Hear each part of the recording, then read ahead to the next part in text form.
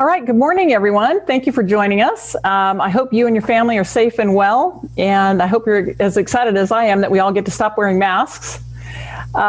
Please share your information on chat. Let's get to know each other. And I'm so excited that Tracy Killoren Chadwell is joining us today on our webinar. Thank you again, Tracy. Oh, thank you, Donna. I'm excited to do it.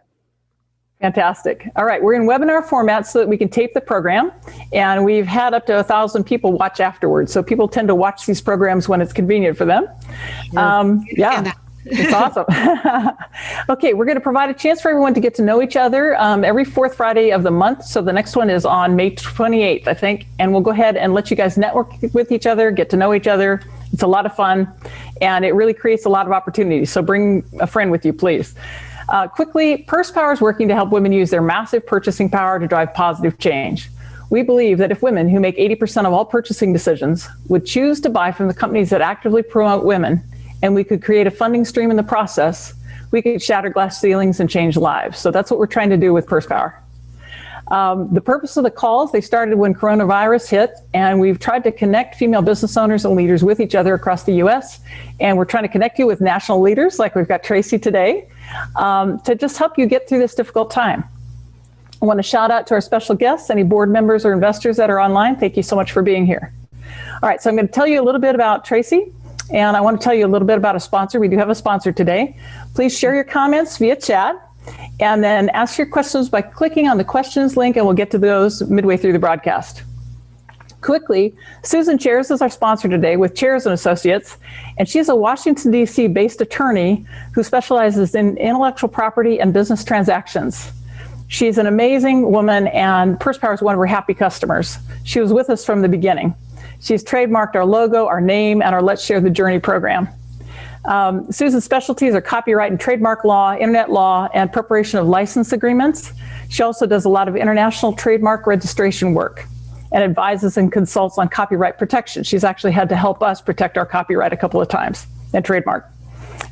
She, again, was here at the beginning. She attended the march back in 2017 where we handed out 30,000 buttons, and that's where Purse Power really began.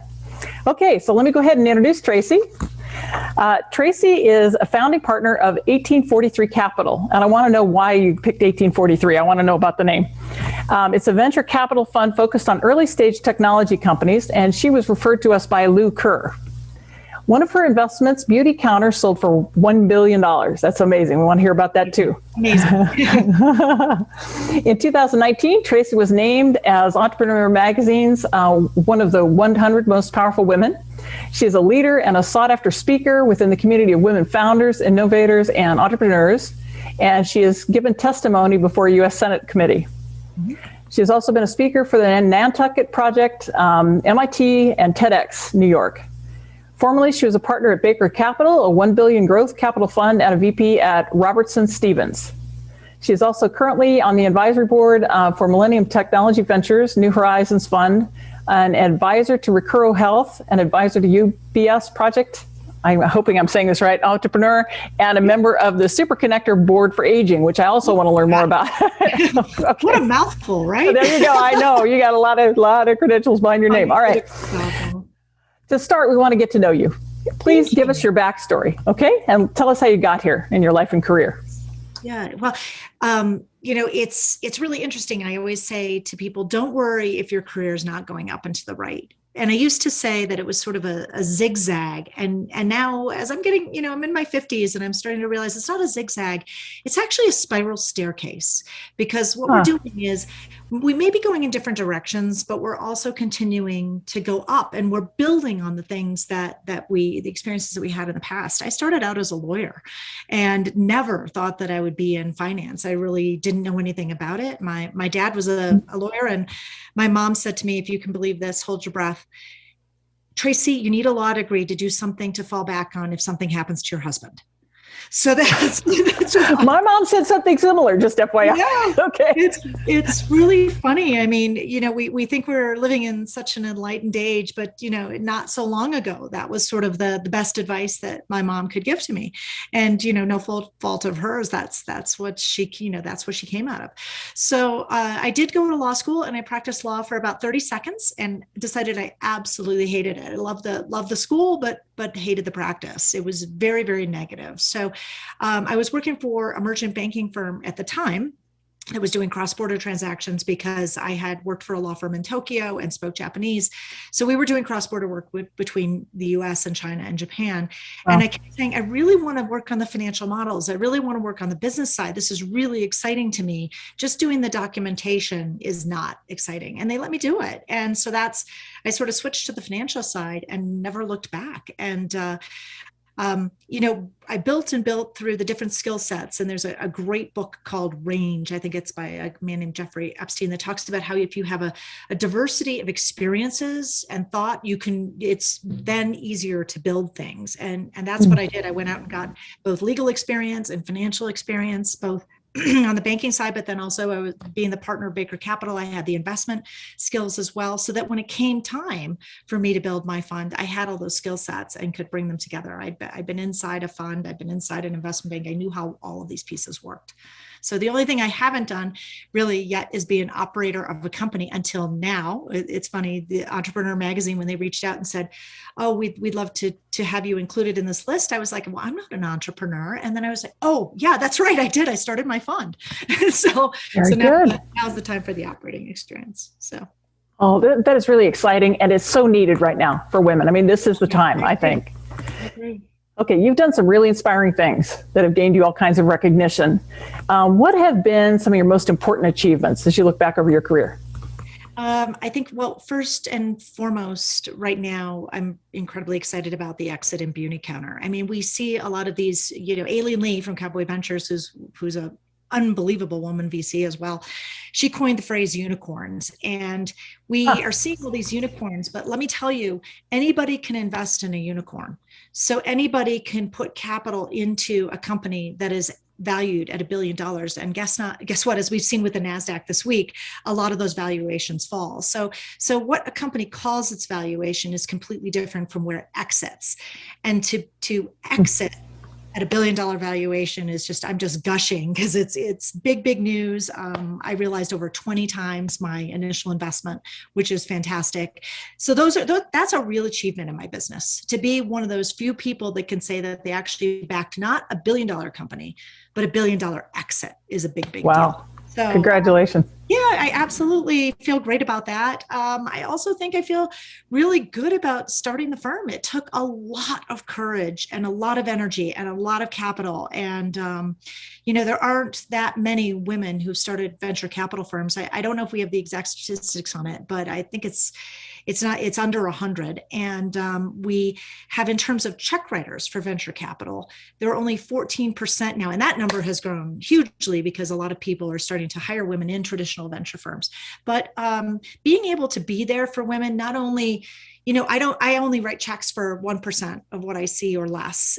Often we'll see during the year 600 or 700 deals, but to still be able to be helpful to women, not only writing the check and being there for them, but sometimes, I'll have a call with someone and I'll say, oh, you need to talk to someone, so-and-so, or here's a client for you, here's a customer for you, or this person would be a great board of director for you because they know exactly what you're doing. So being able to be in that seat so I can use that power like that for other women has just been something definitely I'm most proud of. And raising 2 gentlemen.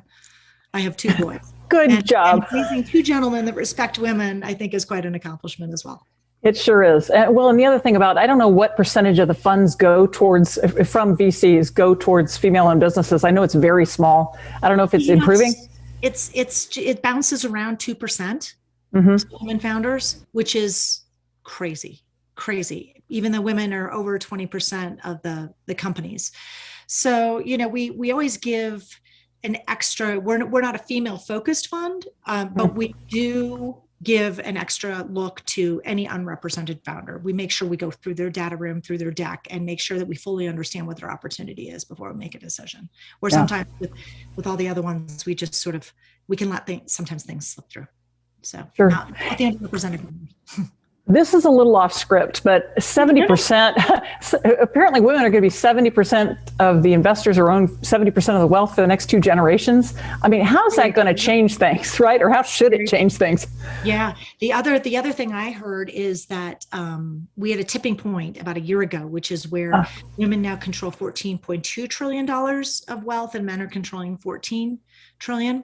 So we've just tipped to where we're controlling more of the wealth. So, but I think to your point, and why I was so excited to do this, Donna, and I really, really admire and love what you're doing, is that we do have to use our power, that we don't understand that we have all this control and we're not executing on it the way that we should be as women. And it doesn't matter what level where you are. But I think that there are, many, many women who have wealth managers that say, oh, well, I'm just going to, I don't want to get involved in this. Guess what? It's really interesting. It's really exciting. So it's definitely worth paying attention to and using your power to make sure you direct your investments to things that you enjoy. Or, sometimes people say to me, oh, Tracy, I don't really care about that. I just want to make the most money I can. And that's typically men that say that. But I will then say to them, just make sure you're not canceling out your charity. So just make sure in your investment portfolio, if you're really supporting children on one end, don't invest in a company that uses underage child labor in foreign countries. Yeah. Good point. Really, really good point. Okay. The entrepreneurial journey is really a bumpy one, as you know. So, gosh, yes. Absolutely. Yeah. So please share the key crossroads in your life, both those that were uplifting to you and those that were challenging to you that allowed you to achieve this level of success. I have had just as many challenges as I have had successes. And I think that's, people always say that sort of the 10-year overnight success, right? It's going through those bumpy times, but in the moment, it's really upsetting. You get really frustrated.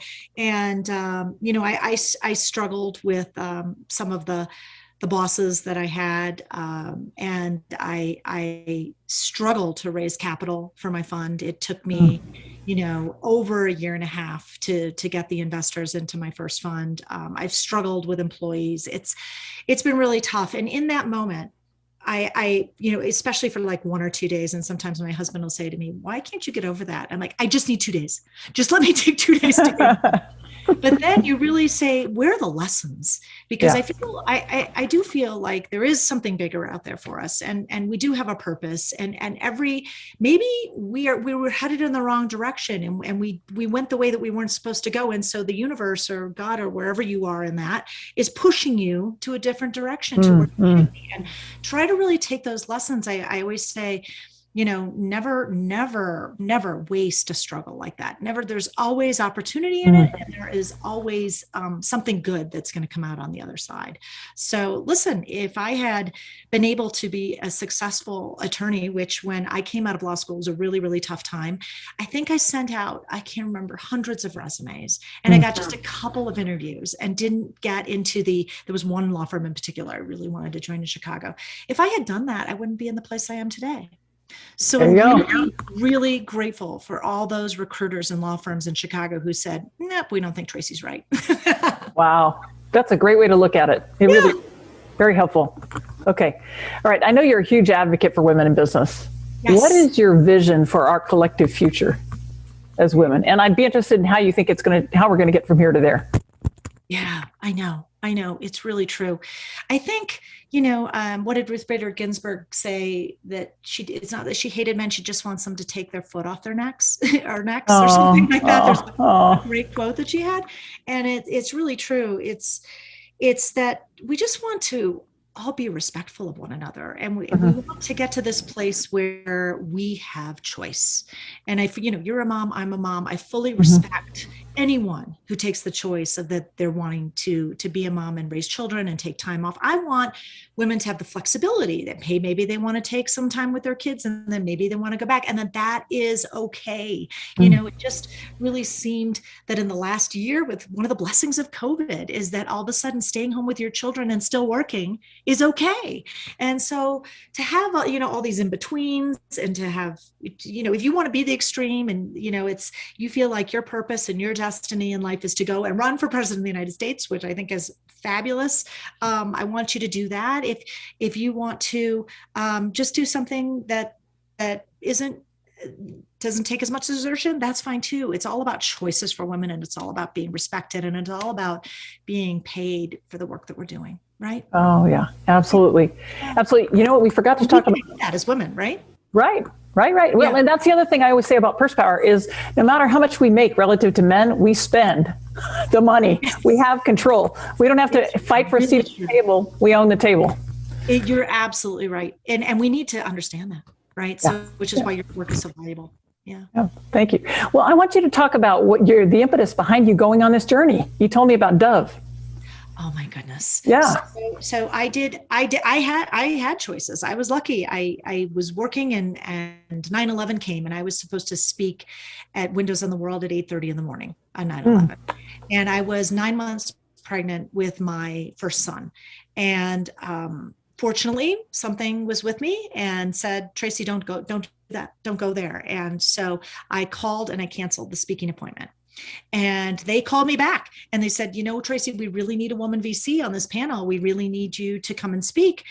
And I said to myself, you know, it's just so hot and I'm so big and I just don't want to ride in a taxi down to Windows on the World, you know, down to the World Trade Center. I was up on 57th Street at the time. And that really impacted me. So I decided a couple of years later when I had my second child, I said, you know, I really want to try being a stay-at-home mom and doing this. I felt like that was my purpose to raise these children. And it didn't work out quite as well as I thought because I sort of failed that. I hopefully didn't fail as a mother, but I failed being a stay-at-home mom. And I got really, really antsy and I started to do a lot of things. And I was doing some investing on my own. I was just doing some angel investing. And I saw this commercial one day for Dove soap. And I'm sure a lot of the people watching have seen it as well. And if you haven't, you should check it out on YouTube. It's under, if you Google Run Like a Girl, it is so impactful because it really shows you what's happening to us as human beings. They show a little girl who they say, run like a girl. And she's maybe 11 or 12 years old. And she's running as fast as she can and really hard. And then they say to a girl who's about 15, run like a girl. And she starts to do this where she's waving her hands and pretending she can't run at all. And I was thinking to myself, my God, what is happening to us as human beings when we are between the ages of sort of 12 and 15, where we're getting this message that we don't have value, that we're not good at things. And it's just getting into our heads and it's still happening, you know. Mm-hmm. This was in the 2000s. This is not in 1972. And so I said, you know what, I have to step up. I have to use my skill set and have to serve my purpose. And at the time, you know, I was sort of thinking about starting a venture capital firm, but as we talked about, it is so hard, especially as a woman, especially as a first-time fund manager. And I said, you know what, I just have to do it. I just have to do it. So, congratulations! Congratulations! Thank you. I love it. You're making a difference. You are. I'm trying. Yeah. Okay. Do you see the coronavirus as helping us, hurting us? You know, what do you think the impact is to women of coronavirus? Any idea? I think that everything in this world has its benefits and its liabilities. And I think that it depends on, are you looking at the glass half full or the glass half empty? And I think you and I talked about, we both had coronavirus and it was, you know, it was really tough. It's nothing we'd want to wish on any of our friends. But I think that there are some bright sides, but, you know, with being empathetic to people who have lost family members and things, I think it has been absolutely horrific. And in a lot of cases, it has increased the burden of women who have families because they are now suddenly trying to do their job, but they also have their children in the background background, or, Yeah. but the good side is it's humanized that, right? So let's say you're taking a few days at home. It's okay to have your kids or your dog in the background, and nobody thinks it's strange. So I think it's definitely pluses and minuses. I think that all of these sort of work from home things will definitely help women, and it sort of equalizes for everybody. Why shouldn't men have a chance to stay home with their kids too and spend time with them? There you So go. I think at the end of the day, it's really accelerated all of the technology changes. We've seen that as well. And uses, nobody really used Zoom before this, right? And now all of a sudden it's completely manageable, and we don't have to get on a plane and fly 6 hours across the country to meet with someone when we can have a quick Zoom call. So I think it's going to be a net positive at the end of the day. Yeah, me too. The other thing I think women are doing is I think that they're leaving corporate America and they're starting businesses like at these phenomenal rates. So I think either businesses are going to have to be more flexible, or women are going to leave and do their own thing. I think you're absolutely right. And one of the things I always say is technology and the internet was the best thing that ever happened to women, because it's really leveling the playing field. Something that I really love is LinkedIn. To be able to use LinkedIn and to know who you know, and to be able to get to, if I'm looking at something, in a consumer product space, I can just put in sort of Unilever or consumer products into the LinkedIn box, and it'll pop up everybody I know that's not in that space. It just makes us so much more efficient and allows us to do things that maybe were done before, on the golf course or the Whisper campaign, or Good point. Guys picking up the phone and saying, hey, can you introduce me to so-and-so? We now have these connected resources, and I think it's just making us so much more efficient. We no longer have to have office space, so we don't have to have that cost. We have to send out bulk mail, or have a Federal Express budget, or even a stationary budget, or a Xerox machine. So it just has really leveled the playing field for women, and it's such an exciting time for them to start businesses. It absolutely is. It absolutely is. All right. So as the founding partner of 1843 Capital, you make investments in technology and CPG companies. Yes. One of your big successes, obviously, was Beautycounter. Yes. How did you find them? What made them attractive to you? And then when you look at companies for investment, what do you consider? What are you looking for? It's such a great question. And I really love to talk about this because I'm a little bit of an odd duck. One of the things that most venture capitalists do is that they build a big brand name. So they get out there and everybody knows them, and it's you have so-and-so backing you, you must be a successful company. And one of the things that I really believe in is it's the calls you make, not the calls you take. So I am very aggressive and proactive about developing an investment thesis, and then really going after the companies that I think are interesting in that space, instead of just sitting and picking from the opportunities that come to me.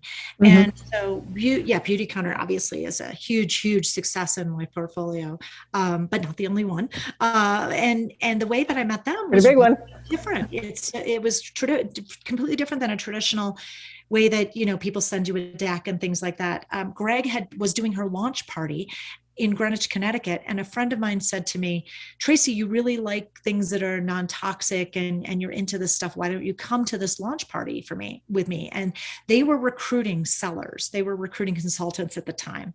And I sat there and I listened to Greg speak.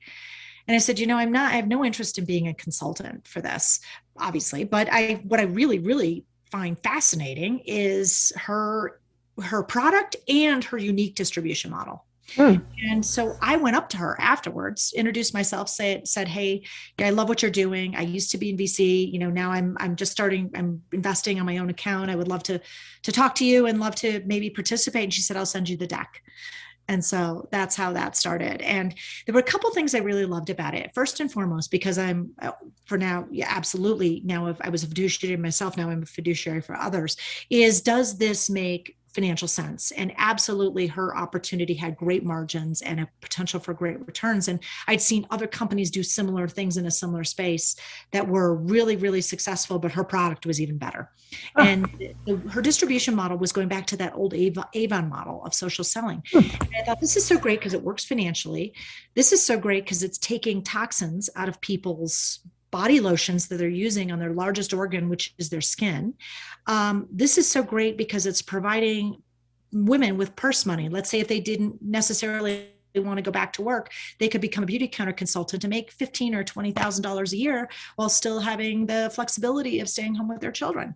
So I loved it from so many perspectives. And I'm just super lucky that, because a lot of these things don't turn out. I'm really, really lucky that this one was so successful. Okay. But we have other great companies in the portfolio too, like May Mobility, which is an autonomous driving shuttle. So it runs shuttles if you're in Indianapolis or if you're in Arlington, Texas. They're running these self-driving shuttles that are electric, which obviously are great for the environment and great for people who no longer can drive. Part of our investment thesis is we're working on technology for the aging. So we're looking for things that are really good for people as they grow older and lose abilities in one way or the other.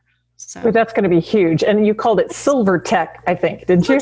Which is really cool. That's a cool name. Thank you. Okay. All right. So anything else, if we've got women that are looking for funding, Yes. could you please tell them things that they need to be aware of, looking for, doing to be successful? Absolutely. Okay. So first of all, let me just start out by saying that venture capital is a very discrete, very, very small piece of the financial picture. Mm-hmm. And we get a little bit sexy because we're investing in these big companies that end up going public or have a big sale. But really, it's such a small piece of the whole spectrum. So venture capital funding is for technology companies or consumer products companies. We're really looking for like 80% margins. So if you have a company that has a technology or technology enabled, and it has those type of margins and has the potential to grow to over 100 million in revenue, which is where we can exit at a $1 billion valuation, that is something that venture capitalists are all over. If it's something that where you want to grow more slowly, you're not trying to grow at 100% year over year, there's all kinds of other options as well. Or let's say if you're trying to build something that is simply good for humanity, but not necessarily is going to produce big returns, there's also grants out there and a lot of philanthropy to help you build those businesses. So that's a whole gamut. And I encourage people to, first of all, look at my website, because I have a page called Resources, which lays out all those different options, whether it's the highest cost for the highest returning companies, which is venture capital, and then also angel groups, but also there's different options for debt financing. So if you have a really great company and you're already EBITDA positive, you're making cash, you can absolutely find different sources for debt. There's all kinds of great ones out there. And then, like I said, there's all kinds of grants and funding that way too. Okay. And give us your website, if you don't mind, just tell everybody so that they can look. Yep. It's 1843capital.com. All right. And while we're on that topic, I wanted to look up 1843. It sounds like an important date. I've forgotten what it is. And I went, okay, how did she come up with this? I love stories behind things, and 1843, and I love history. I read a lot of history because I feel like it can there's so many questions about the future. I feel like if we can see what happened in the past, we might, get a little clue of how to deal with things. Yeah, me too. So Ada Lovelace, who was Lord Byron's only legitimate daughter, Lord Byron, the poet, who I'm sure most people have heard of. He had his only legitimate daughter was Ada, and she was raised in a household where she was not encouraged to do anything passionate or beautiful like art or poetry, because her father had gone, veered in a wrong direction. So she studied STEM. So her mother had her study science, technology, and math, and she met a guy named Charles Babbage, who was founding something called an analytical engine, which is considered the first computer. And so Ada said, let's program that with punch cards, which she'd seen a guy named Charles Jacquard was using punch cards to make. Oh, wow. Let's use those punch cards to program the computer. So she's credited with being the first computer programmer. She did that in 1843. We love the nod to the fact that women have been in technology forever, and joke, what if Ada had been funded? Oh, wow. Wow. That is fantastic. Yeah. All right. Wonderful. Tell us a little bit more about silver tech companies and the SuperConnector, I guess, or connector board you're on for aging. So Silvertech is a name I came up with because I had heard, technology for the aging, elder tech, and those things to me didn't really reflect what the opportunity was. So I see the opportunity as for people, anyone who's 50 and over, doing things first in the longevity space to help people that Donna, we're going to live to be 120. I hate to tell you. Wow. So we first of all have so much opportunity ahead of us, but then also too, we really need to take care of ourselves because we need to take care of our bodies. And if it's something you're interested in, we need to take care of how we look. And so I'm really interested in those type of companies that are doing that. But then also, as we start to really need more help, technology can be helpful with that. Technology can connect us to caregivers. I mean, caregiving is a huge, huge need right now. It's a huge opportunity. And we can use technology to do it virtually, but also use that technology to check in on caregivers. And then all the way to sort of palliative care. And we're looking at with the way technology companies are sort of easing when people do have a death experience, all the way to that end. So anything in between. But we consider there to be so much vitality left in this space and so much financial opportunity that Silver Tech just made more sense. Absolutely, absolutely. And guys, I want you to go ahead and start putting your questions in the Q&A box. It's interesting because the people that listen to the show on the internet, they tend to be younger and they're more than half male, which is really surprising on our YouTube channel. Yeah, which is great, right? It's great. Yeah. And we've got an awful lot of women that are between the ages of 55 and 64. We've got, most people have master's degrees. We've got this really high profile, wonderful population of people. And when I first started going out to sponsors, I was thinking, are they going to be interested in this age group? And man, they should be. They absolutely should be, right? These are, to your point, our lives are lasting longer. And I think a lot of women at this age are getting their second wind. Oh, no question. There's a statistic from AARP that says that 83% of the wealth in this country is held by people over 50. So it's really where all the capital is. What was really amazing to me, though, that the average net worth of someone 80 and older is $1 million. That to me was astonishing. Wow. So yes, we are definitely, and I'm in the demographic, Me too. we are living much more exciting. 50 used to be over, right? It used to be completely done. And now it's not. Now there's, I started my fund at 52. So we still have this time. There's still this sort of second shift, if you will, or re-entry back into the workforce. And I hope that I'm not just an example for women, that women can do things, but also that women can do things, after they've raised their children. There's still this huge opportunity. And wow, there's such a brain trust in that space. And we need to use that brain, all the men and women, we need to continue to use their brains to keep our economy vital and to keep everything going. So I'm really happy to be in the space. Absolutely. Very exciting. Okay, so you talked about a few things, but add to it. And guys, please do add your questions to the Q&A. So what are some of the best opportunities, do you think, for female entrepreneurs in this space? Are there things that we are naturally good at that we could capitalize on? So I would say, let me start out by saying where there's really not opportunity. Okay. Please don't build a connected software program to connect a caregiver to a resident. There is so much money that's already been poured into that space. And people are, unless you want to just do it hyper localized, because that's a successful business if you do it hyper localized. But if you're trying to build something big and you're trying to raise a lot of capital, that has sort of been done. The white space that exists is all in the financial services area. It's in retirement. There is what is really, really tough, and this is also true on the consumer product side, it's really hard to access this customer.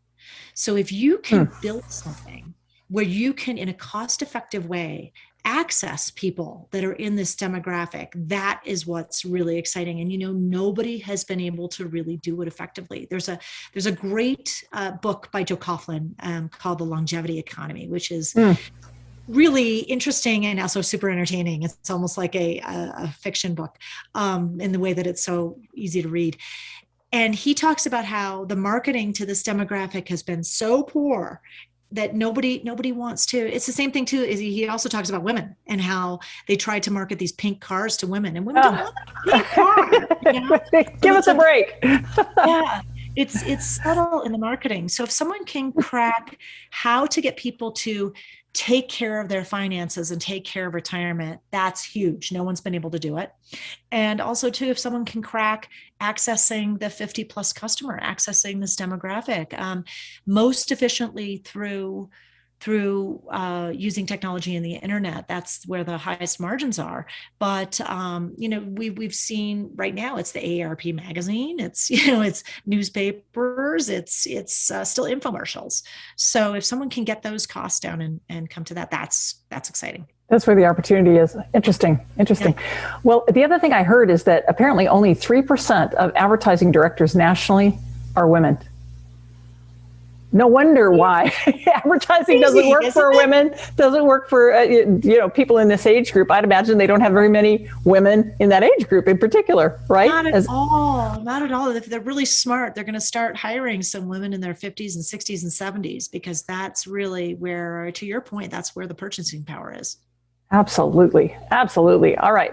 So Jane Beckendorf is asking, is social media used for this marketing with this demographic that we're talking about? So we're seeing there are some what I would call micro influencers out there, some women that are really getting a lot of followers. I would say substantial followers is anywhere from, sort of 100,000 to 300,000. And we are seeing, Kim Kardashian, I don't know, she's at like 3 million. So she's sort of, and Joe Rogan, these are the sort of the Uber, but they are targeting millennials. And I think millennials control like 11% of the wealth in this country. So they're going after all these eyeballs, where there's volume, right? But there's not a high level capital. So there are influencers that are being successful, and they're starting to get partnerships. And whenever I invest in a company, I say, don't put your dollars in Facebook, put your dollars with the micro influencers, because they're so much more cost effective. So we are seeing movement in this space, but it's definitely, they're not as accessible as the millennials, for sure. Well, and why is this age group being ignored? Why do you think that is? Yeah, I think, first of all, it's not sexy. Right? We have this youth culture. So it's not sexy, especially when you're talking about like an incontinence product or something like that. I think, it does get sexier when you're talking about anti-aging creams, which is something that we spend a lot of time looking at, because it's such a high margin, great business. But if you're talking about things that are about aging, nobody wants to talk about it. It's funny because we have this sense, everybody comes to me and they said, well, we're going to build a community. We're going to build a community around menopause, or we're going to build a community around incontinence. I'm like, nobody wants a community about incontinence. They don't want to talk about that. Yeah. So I think it's a little tougher. So what they really need to focus on is, and this is something I say to entrepreneurs too, don't say, we need this, or someone needs this, or I need capital. No, it's focus on greed, not need. So don't talk so much about the need part of it. What is the greed part of it? If you're looking for financing, that is not donation dollars, right? So you got to find out where's the greed with this age group. What does this age group really, really want? And so that's what we're trying to do our research on and hone in on. Okay. And what are you finding? Can you share what you're finding? They definitely want to look better. So in terms of the topical facial anti-aging, and we're seeing a lot of really interesting breakthroughs in that space. I've been using a particular cream, which I actually think really, really works. You look great. Oh, thank you. Thank you. We haven't invested in it, but it's called OneSkin, and it really changes the DNA of your cellular structure. I think people are greedy about being physically healthy too. So that's we invested in a company that is helping your health, starting with genetics. So we found that you're much better outcome if you start with your genetic profile too, because then everything can be personalized. Your medicine can be personalized after that. And that was founded by the former head of Teladoc. So we're excited about that one. It'll be a Teladoc 2.0. So you kind of have to start there with something that people just can't help themselves from wanting to buy, right? Gotta have it. Yep. Yeah. All right, interesting. So let's see here. Ellen Graham is saying she's been working, agencies tend to want to work with people 25 to 54. She's been working with the older adults for years. Yeah. And she said it's all about knowing your target and what they like to consume in media. And what do you find that they like to consume? I think you're right. In terms of on the media side, I think it's across the board. Whether your interest is in fast automobiles, or whether it's in sports, or whether it's in celebrities, you see everything across the board. But I think that we're starting to see a increase in people wanting to get together and have more social groups and talk to each other about their things like their caregiving needs, which is a really, really big one. But then also too, as we start to go into menopause, we're seeing more people wanting to talk about menopause too. Sure, absolutely. And tools for that, right? Yeah. Okay, so Jane is asking, is there any anti-aging product that doesn't contain chemicals or anything harmful that you know about or recommend? Oh my gosh, that was with Beautycounter, my investment in that. There's something called Counter Time in Greg, and Greg is a woman. It's Counter Time is her anti-aging product, and it is fantastic. But also to the One Skin that I recommended too is really does not have any chemicals. If you're going to try the Counter Time, I'd also try Greg's vitamin C serum, which I think is really helpful too. Very, very good. All right, let's hear it. Completely clean. I would never invest in anything that wasn't clean. Yeah. Nice. Well, Jean Kelly is asked, she's one of our shareholders, actually our very first investor, and she looks beautiful. She looks much younger than she is. Have you explored red light therapy in relationship to anti-aging? Yes, we've definitely looked at that. The adoption hasn't quite been there, but we're watching it closely. Okay. I don't even know what that is, but all right. Okay. Let's see here. So anything else that you do while I'm waiting for more questions to help with that? How are you helping yourself age gracefully? Oh gosh, it's all the things we already know, right? Which is make sure that you're drinking a lot of water. I have a cute thing that I just bought the other day, which is called a hydrate bottle. And I know this sounds ridiculous. It's a water bottle connected to an app. It's been really helpful to me because it's that last bottle of water that I don't finish. And it's been hard for me to count. I'm so busy during the day. I have so much on my plate that I'm not really focused on being hydrated. And, being hydrated, it's like sleep and hydration, right? Those are the first things. And just having that water bottle glow on the bottom and remind me that I need to drink water. And I can look at the app and it'll show me, you have one more bottle that you have to finish before the end of the night, I think has been really helpful. And, it's ridiculous that you have to buy a water bottle to remind you to drink water, but just with my lifestyle, it's been really, really helpful. And then sleep. So sleep number 2. So recently I've been using eye shades and earplugs, which has really increased the quality of my sleep. And trying to sunset to sunrise too. I'm trying to get in bed earlier, trying to get in bed at like 9 so that I can actually sleep by 10 and really make sure I get those 8 hours. And then food, making sure lead with green every day with green vegetables, and then exercise, right? I read the other day, we have to get 150 minutes of cardiovascular exercise in every week. I know that sounds horrible and tough, but it just has to be a priority in your schedule like everything else. So those are the basics. I think we all know them, but it's good to have reminders too. Right? It is. Yeah. It is. We had Dr. Jody Dinnerman on a couple of weeks ago, and she said for every hour that you sit, you need to have 10 minutes of intensive activity. Is her rule. Yes, which is connected devices. Yeah, connected devices or something like the hydrate water bottle. But then also too, I have the Apple Watch that reminds me to stand up. And it's absolutely true. Very good. Very good. All right. Any other questions, guys? All right. We'll bring them up if they come up. All right. So at the end of the day, what would you most like people to have learned from you on this call? I think I'd love them to learn that it's never too late, that you can still realize your dreams and still fulfill your purpose no matter what age you are. And I think that it's also very possible to do a lot of good in the world while also doing something that you really love too. Agreed. Absolutely agreed. All right. Suzanne Webb is asking, she's got e-surgeries, I think is her company. Okay. So they've created a digital medical record, which has a place for COVID-19 vaccinations, as well as DNA and everything unique to patients to provide better information to medical professionals. How would you suggest we sell this product? Will you repeat it again? Yeah, sure. Okay, so we've created a digital medical record app, which has a place for COVID-19 vaccination, as well as DNA and everything unique to patients to provide better information to medical professionals. How would you suggest we sell this product? Okay, well, first and foremost, congratulations, because that sounds like a really interesting and exciting business, and also very high margin. I always believe in partnerships. Whenever we do invest in things that are direct to consumer, we invested in a CBD topical brand. It's the #1 CBD topical brand in drugstores. And she's selling very, very well in drugstores. And because of what we talked about, the difficulty of reaching this demographic, sometimes brand discovery is still done in CVS. But I think with something like this, with a software, I 110% always say go enterprise sales. Have partnerships. Start with the largest organizations that you feel would be a perfect fit, or the ones where you already have the relationship, because often your first customers, it's a trust thing. You're not saying, oh, I've done this already. You're saying, this is what I'm going to do. So you're going to have to need someone that trusts you, that is in this space. But I would definitely go with large corporate partnerships.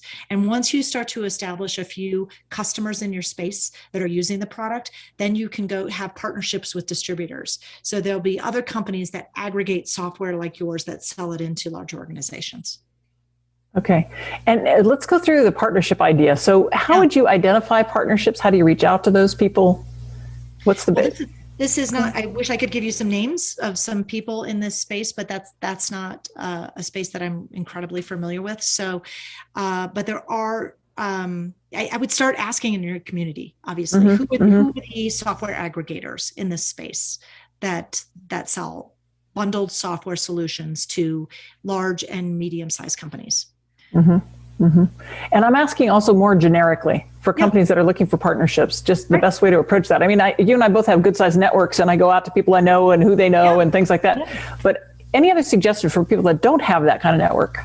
So, well, I think too, I agree. You and I are really lucky that we can do that. And I think for most people, though, if they've done a good job of curating their LinkedIn, could go to their LinkedIn and see if there's a person 1 or 2 degrees away in separation from a target company that they're trying to get to. I always say just LinkedIn is just such a fabulous resource for women. Oh, yeah. But then the other thing is I like to go through LinkedIn just to see who you know, and maybe pick up the phone and call them and say, hey, do you know anybody else in this space? Because maybe that's not somebody that's on their LinkedIn account that you trust. And then for people who really haven't made LinkedIn a priority, and I think you should after this. Absolutely. Yep. You don't have an account after this. It's disappointing. But I think that you start with who's around you. There was a wonderful story about a real estate executive who's one of the most successful real estate people there is. And he asked all the agents to come in and say, I've got this new building. Who do you guys think is going to be the new renters in this building? And they all said, oh, I'm going to call these people, and I'm going to call that people I'm going to call the lawyers. And he said, no, they're right here. And he drew a circle around the building. They're right here.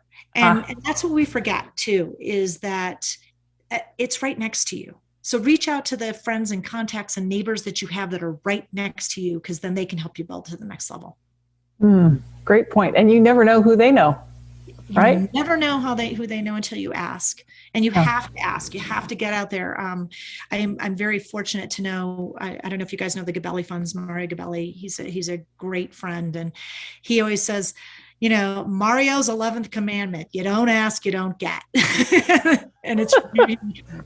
And we as women, we're shy about that because we're not used to. I did this TEDx talk on asking, and we don't have that muscle memory. Guys, they start asking girls out on dates when they're like 15, 16 years old. So they really get used to having a no, and no doesn't mean anything. It means no, I'm just getting closer to the yes that's coming. And we forget that. We sort of just wait. That's sort of back to, my mom's philosophy. We're sort of taught to sit back and we're just super pretty and super kind. Everything's going to come to us. And that's not true. It never was true. And it certainly isn't now. Not the way it works. Oh boy, that's a great point. I try to tell my kids, you've got to give the universe something to react to, react with. You've got to get out there. Yeah, it's not, things aren't just going to come to you. You do have to step up and, as I always say, follow the breadcrumbs.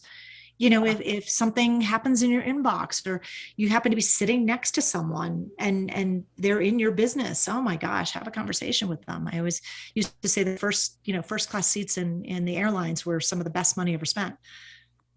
All the great point. Made, yeah. Great point. Okay. All right. So given everything we've talked about, what are the top 3 actions you want people to take after this call? I think that it doesn't matter where you are in your journey in life or your financial resources. I think that there's always something that we can do and that we as women can do to help us to create that humanity and to level the playing field and to give us a chance. And I think at the most simple level, buy women owned, right? Try to buy women owned. And I know that there's a actual symbol that you can look for, a woman owned designation, whether you are in the grocery store, simple, very simple, right? And a lot of these women owned products have a tendency back to that comment, what can I get that's clean beauty? What can I get that's non-toxic? A lot of the women owned businesses are focused in that space. They're also focused in the food space. So look for some there's lots of interesting things in the freezer aisle, that are and something I just noticed the other day, I was very aware when I was in Greenwich, there was a couple of women-owned restaurants, and I would always go to those. And I would always, instead of the Starbucks, I would go to the woman-owned coffee shop for all my meetings, just to keep supporting her. And on Yelp, you can look now and say, hey, do I want to find the woman-owned business on Yelp? And that can help show you where you should go grab your lunch or grab your coffee. And I always believe that people have to step up and people have to be there. But I think in all cases, if everything else is equal, why not? Why shouldn't we be supporting the women, right? Right. And then the next level you could do is, and I don't want to name any names because I don't want to give any financial advice, but there are a lot of women-owned managed mutual funds out there, and a lot of women-owned companies that you could invest in as well. And that just takes a little bit of research, but they happen to do quite well. And apparently from the research I've read, outperform the market. Absolutely. So, finally, if you're at the other end of the spectrum, we should be supporting women hedge fund managers, women venture capital managers, women private equity managers, and then women entrepreneurs directly. So, but that's all great trickle down effect as well. Very good. Very good. And let's see here. Winona is asking, do you post on YouTube? I don't post on YouTube. The best way to see what I'm up to is LinkedIn. I do post very frequently on LinkedIn, whether I'm doing a speech or whether a blog post or something like that, that's there. I have a personal Instagram post if you want to see my dogs. But no, I haven't done anything on YouTube. No content creation there yet. Okay. All right. Very good. All right. TEDx talk is up there and some of my other talks are there too. Right. What's the TEDx talk called? They could find it by your name, right? Yeah. If you just Google Tracy Chadwell, 1843 Capital, or Tracy Chadwell TEDx, it'll come up. Yeah. Very good. How exciting. All right. Do you have any final thoughts to share? You've been amazing. Thank you so much for being here. I'm delighted to have you here. You're so sweet. Two things, just what we talked about, taking care of yourself, right? Yeah. You can't do anything until you're well rested and well hydrated and eat well. Take care of yourself. But then also too, I always say, ladies, let's get our financial house in order. Back to your point of having all these financial resources, but I can't tell you the number of women that say, I'm privileged to know a lot of women with a lot of resources, and they'll say, oh, well, I have $500,000 in cash in my IRA. Wait. One of the reasons that I was able to, my business was super capital intensive. And the reason I was able to start it is because I had done just a great job investing while I was home with my boys. So I had the resources to do it. And I also say, don't start a business until you have 3 years of cash. I think that's important to make sure that you can make it through. Yeah. Oh boy, that's a great point. That is a great point. All right. Okay. You've been fantastic. I deeply appreciate you being here. Thank you so much. This was such a pleasure for me. Glad to know you. All right. So I want to thank you again for being here. I want to thank our sponsor, Susan Chairs. Again, if you have any trademark work that you need to be done, she is fantastic, guys, and I mean it from my heart. And it's important to trademark. Yes, it is. 1843. Yeah.